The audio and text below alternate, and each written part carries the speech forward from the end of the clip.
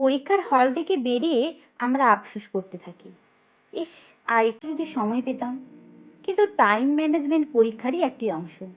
একটি ভালো পরীক্ষার পেছনে আপনার প্রস্তুতির ভূমিকা 50% হলে কোন স্ট্র্যাটেজি অনুসরণ করছেন তার ভূমিকাও কিন্তু 50%। সাধারণত গণিত কিংবা ইংরেজির মতো বিষয়গুলো নির্ধারিত সময়ের মধ্যে শেষ করা গেলেও বর্ণনামূলক বিষয়গুলি শেষ করতে হিমশিম খেতে হয় অনেককে। ফলে অনেক ভালো প্রস্তুতি নেওয়া সত্ত্বেও মনের মতো ফলাফল করতে পারি না, আমরা হতাশায় ভুগতে থাকি। তাই নির্ধারিত সময়ের ভেতর কিভাবে সব লেখা শেষ করা যায় তার কিছু ট্রিক্স আপনাদের সাথে শেয়ার করব। তাই ভিডিওটি স্কিপ না করে পুরোটা দেখুন।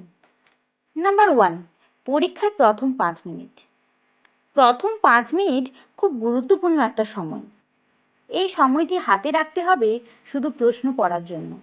এরকম বহুবার ঘটেছে যে হয়তো প্রশ্নে ছোট করে লেখা আছে 5টি থেকে যে কোনো 3টি উত্তর করতে হবে, কিন্তু সেটি খেয়াল না করায় 5টি উত্তর করে অনেক সময় অপচয় হয়েছে।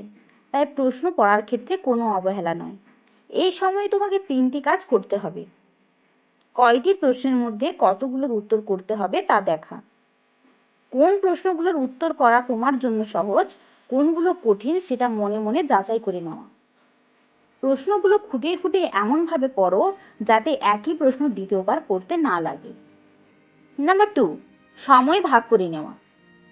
প্রশ্ন পড়া শেষ, মানসিক একটা প্রস্তুতি নিয়ে ফেলেছেন কিভাবে কি লিখবেন সে ব্যাপারে। এবার সময় ভাগ করে নিতে হবে। মনে করুন 7টি বড় প্রশ্নের জন্য বরাদ্দ 2.5 ঘন্টা, তাহলে প্রত্যেক প্রশ্নের জন্য 20 মিনিট করে। বাকি 10 মিনিট থাকবে শুরুতে 5 মিনিট প্রশ্ন পড়তে আর শেষ 5 মিনিট রিভিশন দিতে। আপনি আপনার সুবিধে মতো অন্যভাবেও ভাগ করে নিতে পারেন সময়। যে প্রশ্নটিতে অনেক কিছু লেখা আছে সেটি 5 মিনিট বেশি সময় নিয়ে লিখলে যেটির উত্তরে আপনার তেমন কিছু জানা নেই তার পেছনে বেশি সময় খরচ করার কোনো মানেই হয় না। সময় শুধু ভাগ করলেই চলবে না, সেটিকে ঠিকভাবে মেনে প্রত্যেকটি প্রশ্নের উত্তর করতে হবে। সাধারণত কি হয়, আমরা প্রথম প্রশ্নের উত্তর অনেক যত্ন করে অনেক সময় নিয়ে লিখি এবং শেষে এসে সময় থাকে না, তখন খাতার ওপর রীতিমতো ঝড় তুলতে থাকি। খাতার প্রথম পৃষ্ঠা আর শেষ পৃষ্ঠা পাশাপাশি দেখতে গেলে এটি যে একই মানুষের লেখা সেটা বুঝতে কষ্ট হয়। নাম্বার 3, সবচেয়ে সহজ প্রশ্ন দিয়ে শুরু করা। যে প্রশ্নটি আমরা ভালো পারি, বলতে গেলে কমন পড়েছে, যে প্রশ্নটির উত্তর করতে কম সময় লাগে, তাই সহজ প্রশ্নগুলির উত্তর শুরুতেই করে ফেলুন। এতে আপনার আত্মবিশ্বাস যেমন বেড়ে যাবে, যিনি আপনার খাতা দেখবেন তার মনেও আপনার সম্পর্কে একটি ভালো ধারণা তৈরি হবে। সহজ প্রশ্নগুলো দ্রুত শেষ করে ফেললে শেষে কিছু অতিরিক্ত সময় পাওয়া যাবে, যা কঠিন প্রশ্নগুলি ভেবে চিন্তে লেখার কাজে ব্যবহার করা যাবে। নাম্বার 4, ঘন ঘন ঘড়ির দিকে না তাকানো। ঘন ঘন সময় না দেখে চেষ্টা করতে হবে প্রত্যেক প্রশ্ন শেষ করে ঘড়ির দিকে তাকানো।